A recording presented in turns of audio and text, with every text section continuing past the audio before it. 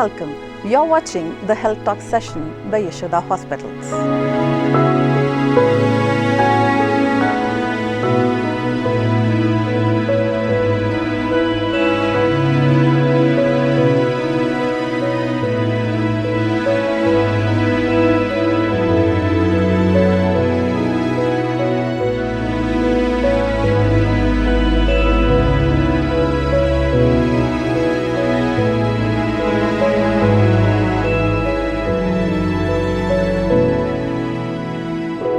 In India, viral hepatitis is now recognized as a serious public health problem.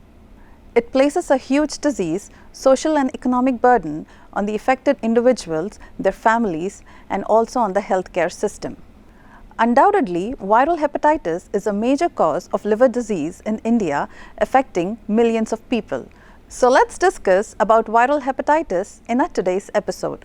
I'm Dr. Lakshmi, and let's welcome Dr. Naveen Polavarapu, Consultant Gastroenterologist and Liver Specialist and Advanced Therapeutic Endoscopist from Yashoda Hospitals, High-Tech City. Welcome to the program, Doctor.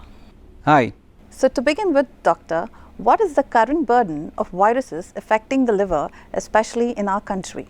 So, virus hepatitis is a virus. Hepatitis are the different types of viruses which can affect the liver. If we had to discuss about the burden, so if I had to say that the hepatitis B virus is 5 times more common than the HIV virus, and at least 100 times more infectious than the HIV virus.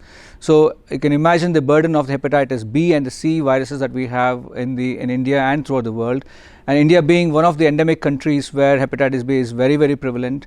There are some pockets where we have at least 10 to 15% of population do have hepatitis B and C viruses. So if you look at the whole throughout the world population, 270 million population are affected with hepatitis B and C viruses, which is more than the Indian population. So you can understand the burden of the disease that we have, and all these viruses, they silently damage the liver. They actually cause inflammation that leads to scarring leads to cirrhosis and having a permanent damage to the liver, and all these patients are at risk of developing liver cancer also. And in fact, the fastest growing cancer right now in the world is the liver cancer. So, and the reasons for this is hepatitis B and C, alcohol, and of course the fatty liver, which is actually growing in number. So talking about viral transmission, are there any risk factors that makes one prone to this disease in particular, Doctor? Yeah, so very important question. So we need to know about this answer, because unless we know how we actually transmit these viruses, we cannot prevent from happening it. So if I had to tell you about the different types of viruses, like for example hepatitis A, B, C, D and E in more common. So out of these, hepatitis A and E are transmitted through fecal and oral contaminations. In other words, water contamination can cause hepatitis A and E viruses. Thankfully, this hepatitis A and E viruses, which cause jaundice, are self-limiting. They do settle down by themselves. However, the viruses like the hepatitis B and C can sit in the liver and cause permanent damage. So if you look at hepatitis B, it gets transmitted through mainly the blood-to-blood contact. For example, if you exchange any needles, or if you have any blood transfusions, or it can be transmitted vertically also from mother to baby, or even sometimes if you have very high viral load, can get transmitted to the blood and sweat also. So it's important to understand that these viruses can be spread through blood to blood contact. Now hepatitis C can also get transmitted through the blood to blood contact, along with it including drug exchanging needles. Hemodialysis, people who go on dialysis, kidney failure who are on dialysis, they can also get these viruses get transmitted through the blood to blood. Hepatitis B can also get transmitted sexually also, so it's important that we take adequate protection wherever it is needed. So discussing about viral hepatitis, Doctor, and now we know that it is so prevalent, affecting millions of people in our country. So what are the symptoms, and when do you think that one should seek medical attention immediately? See, the hepatitis B and C viruses are, as I've been telling, are silent killers. They don't tell us that I have the virus and I'm causing the damage. It all happens very silently. And by the time people have symptoms, it's already quite late. Most of the people present in a very advanced stage. And as I've been telling earlier, when there is inflammation to the viruses cause inflammation. Inflammation leads to scarring. That scarring in medical terms is called fibrosis. That scarring leads to cirrhosis or permanent end stage damage to the liver. and it's only after people get the cirrhosis or end stage liver disease they start having symptoms. Generally, people, by the time they present with symptoms, they can have fluid in the tummy, what we call medically ascites. They can have fluid in the legs. They can also have jaundice. They lose a lot of muscle mass. They can also present with blood vomit or having black stools. Sometimes they present with being very drowsy and not able to interact with people. So there are a lot of symptoms they present with. By the time, as I said, by the time they come with the symptoms, it's already quite late. So do not wait for these symptoms to come. Please get yourself checked regularly for hepatitis B and C, because these are preventable diseases. If you actually check yourself for the viruses, if you have virus, there are excellent treatments available. If you don't have the virus, thankfully, then you can go and get yourself vaccinated so that you don't get these viruses. So you've mentioned that there are different types of hepatitis virus that one can get infected with. So what are the different types of diagnostic tests that you run to identify these virus, doctor? Diagnosis of hepatitis is a very, very simple thing. You just need to have some couple of blood tests, hepatitis B and C. There are adequate enough blood tests available everywhere in the world. And along with that, also please get yourself checked for liver function tests, which most of the annual checkups do have liver function tests. So get yourself liver function tests, hepatitis B and C blood tests, and also an ultrasound scan. By doing these 3 tests, we should be able to find out what is happening to the liver, and we should be able to get enough information to treat in a better way. So according to experts, India can only eradicate hepatitis by 2080, that is if we start acting now. So what are the steps that you think we should start implementing, doctor?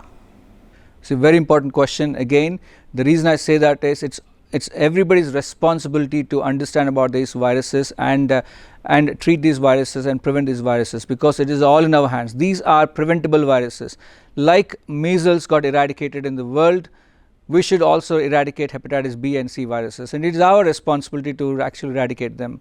And WHO, the World Health Organization, has taken a commitment that by 2030 the world should be free of hepatitis, and that is the reason why on July 28th every year World Health Organization conducts this World Hepatitis Day, so that people are aware of these viruses, these deadly viruses. And as I said earlier, these viruses are much more infectious than the HIV virus. They are 5 times more infectious than HIV. They are deadly viruses which can cause liver cancers and liver cirrhosis. And as I said, every year at least 30 to 40 lakh people die because of these viruses. And again, as I said, these are all preventable diseases. So if we get ourselves checked regularly that we don't have this virus, please get yourself vaccinated so that we prevent this virus from spreading to people around. And I think it is easily achievable by 2030 or at least by 2040 that we should be able to eradicate these viruses, provided all of us are aware of this virus and what damage it does. So let us all make a pledge and let us all do our part to make our world hepatitis free. So once a patient is diagnosed with hepatitis, doctor, what are the different treatment modalities that you start working on? So for hepatitis B, there are medications. Some of the medications are injections and some of them are tablets. Most of the times we go with tablets because they are safer with less side effects. Yes, there are medications which control the virus, which can make the virus inactive. But unfortunately in hepatitis B in particular, there are no medications which will completely eradicate or remove the virus. But however, as I said, there are medications which will control the virus nicely so that it does not affect the liver, it does not cause more liver damage, and we can have good quality of the liver and the life. For hepatitis C, there are excellent treatments available where we can actually completely eradicate the virus. So all you need to do is just take one tablet a day for probably 12 weeks or sometimes for 24 weeks depending upon the stage of the liver disease, and we can completely eradicate these viruses. So please come forward to get yourself checked for this hepatitis, and if you have the hepatitis, there are excellent treatments available. So please consult the liver specialist so that we can help you out with eradicating and control these viruses. So according to a recent survey, about 40 million Indians are affected with hepatitis B and about 10 million Indians are affected with chronic hepatitis C. So why do you think that this virus is so prevalent in India especially, and what are the complications if one doesn't get diagnosed early or treated timely? So hepatitis B and C, as we've been saying earlier, are very prevalent and they get transmitted with various routes as we discussed earlier. So unless we curtail those routes, you are at risk of developing or getting these viruses. And again, if you are not vaccinated, your risk is also higher. So if you unfortunately do get these viruses, and as we said earlier, they start developing the complications at the late stage. So unless they have cirrhosis, they will not have any symptoms. By the time they get cirrhosis, it's end stage disease. And what symptoms we generally see with cirrhosis is what we discussed earlier, which is ascites, which is fluid in the tummy, swelling in the legs, and also having blood, vomit or black stools. Now there are medications to try and support these symptoms as well, to control these symptoms. But unfortunately, as I said earlier, cirrhosis is a permanent and it is a progressive condition. So it is irreversible, it does not go back to normal, and it is a progressive condition. So once they start developing cirrhosis, they start developing all these symptoms. So there are medications to control to a certain extent. For example, they have blood vomit, we can do endoscopy, camera test to the mouth, where you can actually stop the bleeding with the local treatments. And of course there are medications also to stop the bleeding further. And if you have fluid in the tummy, we can give medications to control the fluid in the tummy. Also, but there are certain techniques and investigations and treatments that we actually do, like putting stents for which we can reduce the fluid in the tummy. But ultimately, as I said, the liver, when it gets to the stage of cirrhosis, and as I told you earlier, it is an irreversible condition. The ultimate treatment would be going for a liver transplant. So people who actually have advanced liver disease, we should get them transplanted. And unfortunately in India, the awareness of transplant is not there, and people get worried that transplant, people die anyway after transplant and it's an expensive job. But it is actually not. The problem with transplant is people present very late, and when the people present very late to advanced stage, then outcomes will be poor. So it's important that you talk to your liver specialist, have a dialogue very early in your disease. When you start having cirrhosis, you should start thinking about having a transplant so that we can get you better, and the transplant outcomes are very good, especially when you do it in a very, very early stages of your cirrhosis. As always, prevention is better than cure. What is the role of vaccines to fight against this disease in particular, doctor? Very important and absolutely relevant question, because immunization, vaccination are very important to prevent the virus spread. So from 2008 onwards, whoever has been born in India, they get universally vaccinated for hepatitis B. So people of before 2008, they all should be checked for these viruses, and if they are negative, then as I said earlier, they should be vaccinated. Now vaccination is very simple, just 3 doses. If you take a first dose today, the second dose will be a month later, and the third dose is 6 months later. So if you do this vaccination schedule, then you are adequately protected from these viruses. And as I said, these viruses spread very silently. 9 out of 10 people do not know that they have hepatitis. So there are people floating around you who may be carrying hepatitis, and who you maybe get exposed to that hepatitis, yet you will not have any protection if you don't have vaccination. So it is for your protection that you get yourself vaccinated, because all these threats are everywhere around us. So to prevent us or protect us from all these, we should get ourselves vaccinated. So before ending this episode, doctor, what message you would like to give to our audience out there as far as hepatitis and liver health care is concerned? As World Health Organization has been conducting the World Hepatitis Day on July 28th every year, I think we should all get acknowledged and also get ourselves sensitized about these viruses. We should understand how these viruses spread across, and it's our responsibility that we should control this virus, prevent this virus by getting ourselves vaccinated. And please, all of you, get yourself checked regularly for hepatitis B and hepatitis C viruses, because these are deadly viruses which can cause liver cirrhosis and liver cancer.